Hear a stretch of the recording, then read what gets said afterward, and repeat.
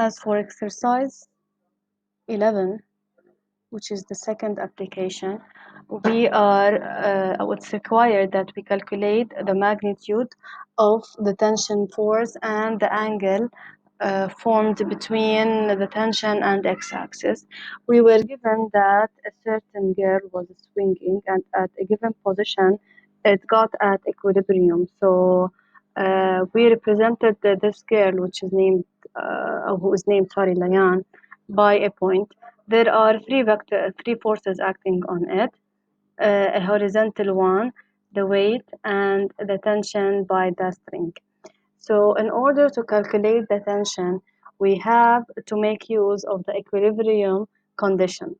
And the equilibrium condition is that the sum of all the horizontal forces and the sum of all the vertical forces must be equal to 0. So it's not enough that the horizontal be 0 nor the vertical be 0 alone.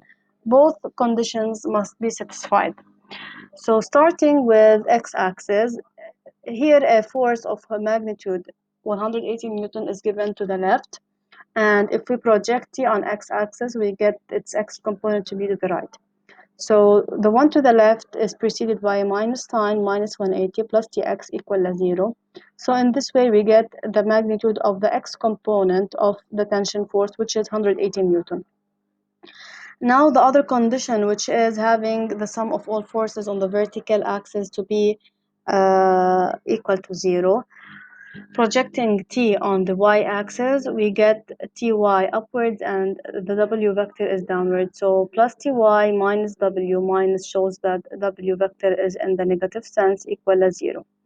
Ty getting w to the other side, ty equals w, and w equal m times g. The mass of Layan is given to be 15 kilograms in the SI unit, so that's fine. Then 15 kilograms times 10 Newton per kilogram is 115 Newton. So now we have the x component of T and the y component of T. In order to calculate the magnitude of the tension, we have to apply the rule square root Tx squared plus Ty squared. We get the following answer, 234.3 Newton. Now in part 2, it is required that we calculate the angle theta. Angle theta is given here. It's the angle between the string and the vertical axis. How can we relate it to the previous results?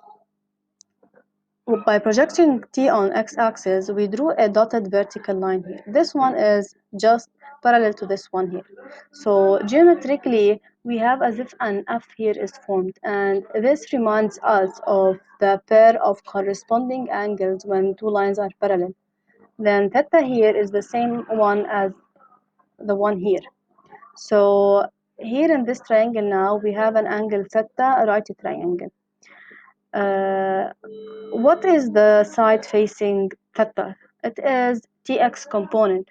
So we can say that sine theta is equal tx over the hypotenuse, which is the tension force itself. Okay, sine theta equal tx over t. We have tx and we have t. So this is a relation of three parameters in which we are looking for one of them and the other two are known. So this helps us to find the unknown. Sine theta is 180 Newton over 234.3 Newton, which is 0.76. Having the sign of an angle, we can get the angle itself by writing sine by taking the inverse. Yani by using the calculator, you have to press on shift sign and put the value 0.76. You get 49.4 degree. So the angle theta here is of measure 49.4 degree.